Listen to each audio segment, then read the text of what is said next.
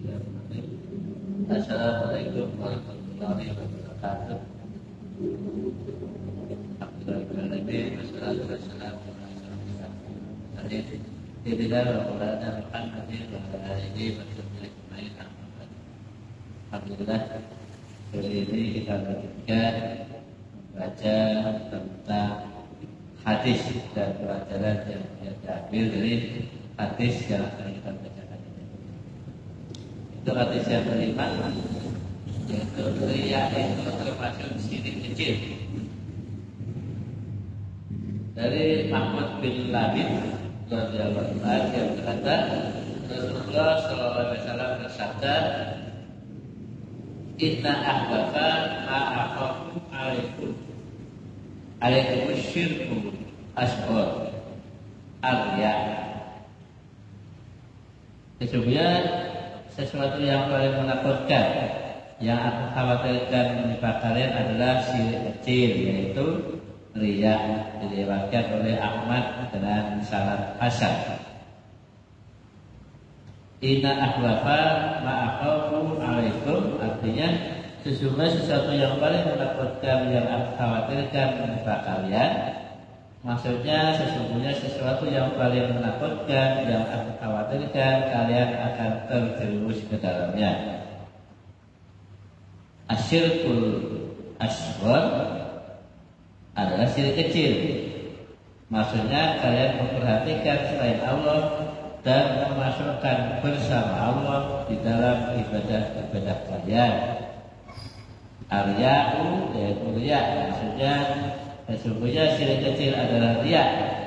Inti riya adalah seseorang melakukan suatu amal soleh agar dilihat dan diperhatikan oleh orang lain dan agar mereka memujinya. Jadi tujuannya adalah ketenaran dan popularitas. Adapun kalau seseorang melakukan suatu amal soleh dengan niat tulus ikhlas mengharap wajah Allah, lalu banyak orang yang membicarakannya tanpa ada kesengajaan darinya, maka hal seperti itu tidak membahayakan dirinya dan pahalanya tetap ada di sisi Allah. Dalam firman Allah dalam Al-Maidah ayat 22, sesungguhnya barang siapa yang mempersekutukan Allah, maka sesungguhnya Allah telah mengharamkan surga atasnya dan tempat tinggalnya adalah neraka, dan tidak ada seorang penolong pun bagi orang yang berdosa. Syirik akbar ialah menjadikan tandingan bagi Allah dalam al-uluhiyah atau rububiyah atau nama-nama yang terbaik dari sifat-sifatnya. Sujud kepada selain Allah, rasa takut kepada selain Allah, dan meminta pertolongan kepada orang-orang yang telah mati, serta meyakini bersemayamnya Allah pada sebagian orang tertentu, atau menyatukan Allah dalam mereka, atau kesendirian, itu tadi termasuk syirik akbar. Syirik kecil seperti bersumpah dengan selain Allah, berkata seseorang, Masya Allah, wasyita, atas kehendak Allah dan kehendakmu, atas kehendak Allah dan kehendakmu. Riya disebut juga syirik samar tersembunyi.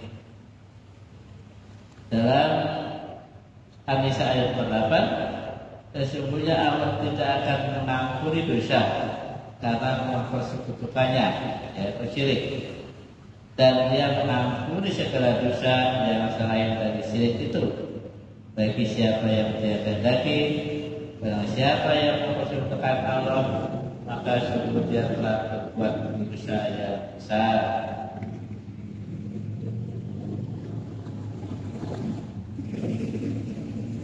Dalam hadis yang lain, bahwasanya Rasulullah SAW bersabda, sesungguhnya sesuatu yang paling menakutkan yang aku khawatirkan menimpa kalian adalah syirik kecil. Mereka bertanya, apa itu syirik kecil, wahai Rasulullah? Beliau menjawab, riya. Allah Subhanahu wa taala berfirman kepada mereka dan kiamat nanti, tatkala manusia telah diberi balasan atas perbuatan mereka. Pergilah kalian kepada orang-orang yang kalian telah berbuatnya kepada mereka di dunia. Lalu lihatlah apakah kalian mendapatkan balasan pahala dari mereka.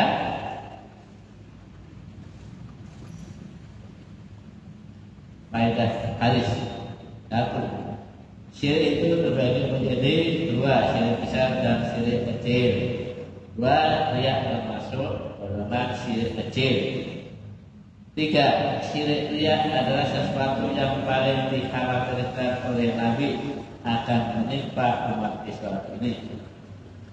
4, wajib waspada terjerumus ke dalam riya, dan seseorang itu harus memerangi riya yang ada dalam dirinya. Satu lagi, ciri munafik itu ada 3. Hadis yang ke-6 dari Abu Hurairah radhiyallahu anhu, dia berkata, Rasulullah bersabda, ciri orang munafik itu ada 3. Apabila bertutur dia berdusta, apabila berjanji dia mengingkari, apabila dipercaya dia berkhianat. Dan hadis lain kepada Muslim,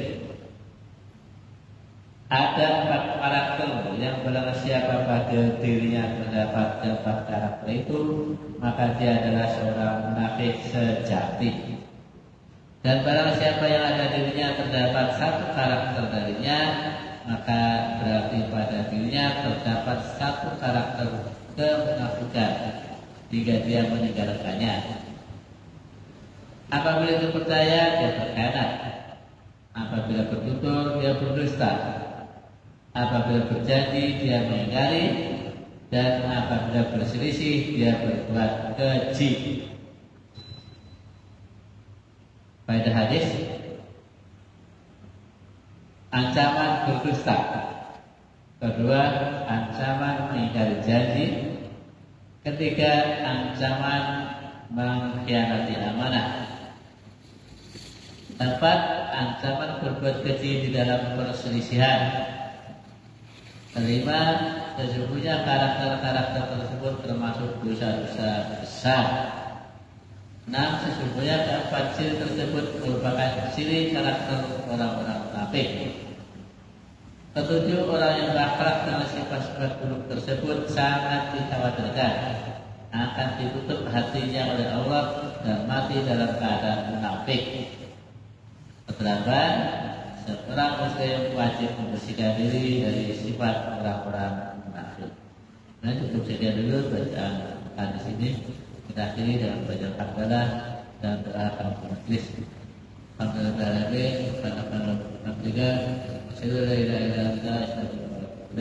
Assalamualaikum warahmatullahi wabarakatuh.